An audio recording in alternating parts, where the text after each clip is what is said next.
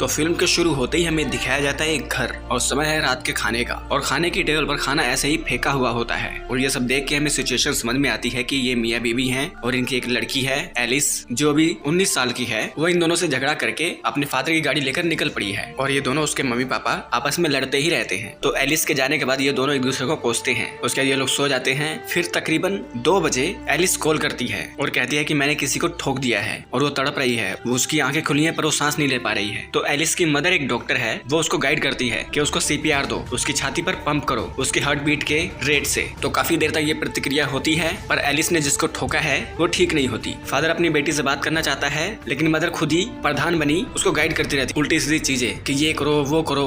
उसके लिए दोनों गाड़ी में बैठकर एलिस की लोकेशन पर जाने के लिए तैयार हो जाते हैं। चलते चलते रास्ते में भी ये दोनों आपस में थोड़ा बहुत लड़ते हैं। एलिस का फिर से कॉल आता है। एलिस बहुत ही डरी हुई होती है तो फादर कहते हैं कि बेटा आप डरो मत, पर एलिस बताती है कि वो लड़की मर चुकी है, वो सांस नहीं ले रही है, उसकी आंखें बंद हो चुकी हैं। तो फादर कहते हैं उसकी लाश को एक साइड पर रख दो, हम लोग वहाँ पर आ रहे हैं और तुमने जो कुछ भी किया उसका ब्लेम मैं अपने सर पे ले लूंगा जिससे तुम्हारा फ्यूचर खराब नहीं होगा। लेकिन मदर कहती है कि नहीं, ये हमारी बेटी की पहली गलती है और उसको ऐसे इतनी आसानी से बचने का रास्ता हम उसको नहीं दे सकते, नहीं तो आगे वो फिर से पता नहीं कितनों को ठोकेगी। फिर से इन दोनों की आर्गुमेंट शुरू और फिर एलिस कॉल करती है, कहती है कि यहाँ पर कोई मेरे पास आ रहा है, हस्बैंड और वाइफ। तो वो एलिस के पास आते हैं, उसको डराते हैं, उससे बातचीत करते हैं। ये सारी सिचुएशन हमें एलिस के फोन पर ही साउंड के जरिए समझाई जाती है कि वहाँ का क्या माहौल चल रहा है। और वहाँ एलिस के पास एक औरत आकर पूछती है क्या हुआ। तो एलिस को ये लोग गाइड करते हैं कि उसे कुछ मत बताना, लेकिन वो लोग फिगर आउट कर लेते हैं कि वो कोने पे एक लाश पड़ी है, एलिस की शर्ट पे भी खून लगा है, उसके बोनट पर भी खून लगा है। और वो एलिस के पेरेंट्स से बात करने लगते हैं, कहते हैं कि वो लड़की तो अभी जिंदा है, तो आप लोग जल्दी से जल्दी आओ, हम कुछ ना कुछ फिगर आउट कर लेंगे। तो तकरीबन 40-45 मिनट बाद, इतना लंबी ड्राइव करने के बाद पेरेंट्स उस लोकेशन पर पहुंच जाते हैं जहाँ पर वो गाड़ी मिल जाती है और गाड़ी से दूर जाकर एक लाश पड़ी होती है और वो लाश इनकी बेटी की होती है। तब जाकर एलिस की मदर एम्बुलेंस को कॉल करती है, पुलिस को बुलाती है और ये दोनों एक दूसरे को कन्विंस करने की कोशिश करते हैं कि ये एलिस नहीं है, ये कोई और है,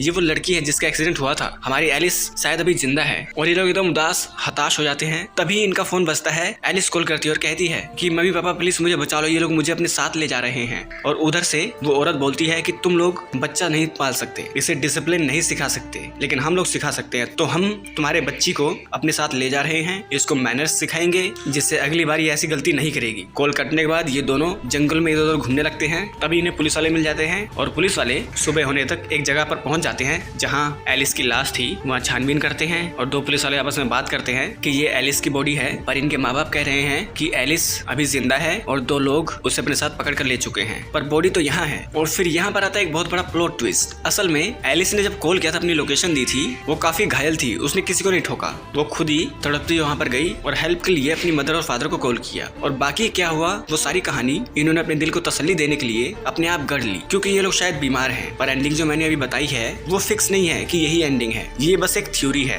अब एंडिंग क्या है वो किसी को नहीं पता। क्या सच में वो आदमी और औरत इसकी बेटी एलिस को ले गए हैं? क्या सच में एलिस ने किसी को ठोक के उसकी जान ली, या फिर ये दोनों हस्बैंड वाइफ पागल हैं जो कॉल पर ऐसे ही पागलों की तरह बात कर रहे थे? ये सब कुछ रिवील हो जाता अगर हमें इन दोनों पेरेंट्स की कॉल हिस्ट्री दिखाई जाती। तो ये सब कुछ डायरेक्टर ने छुपा कर रखा ताकि हम लोग ऐसी थ्योरीज बनाते रहे। तो आप लोग इस फिल्म को देख सकते हो। जब ये फिल्म शुरू होती है तो आपका दिमाग खुद भी चलना शुरू हो जाता है, क्योंकि थ्रिलर का मूवमेंट वो बढ़ता रहता है कि अब क्या होगा, अब क्या होगा, जो अंत तक आपको बांधे रखता है। तो आप लोग देख सकते हो। अगर ये वीडियो अच्छा लगा तो इस वीडियो को लाइक कर दो, चैनल को सब्सक्राइब कर दो, बेल आइकन दबाओ ताकि अगली बार हम कोई वीडियो डालें आप लोगों के पास उसका नोटिफिकेशन आ जाए। तो मिलते हैं आप लोगों से अगली वीडियो में, तब तक के लिए नमस्कार।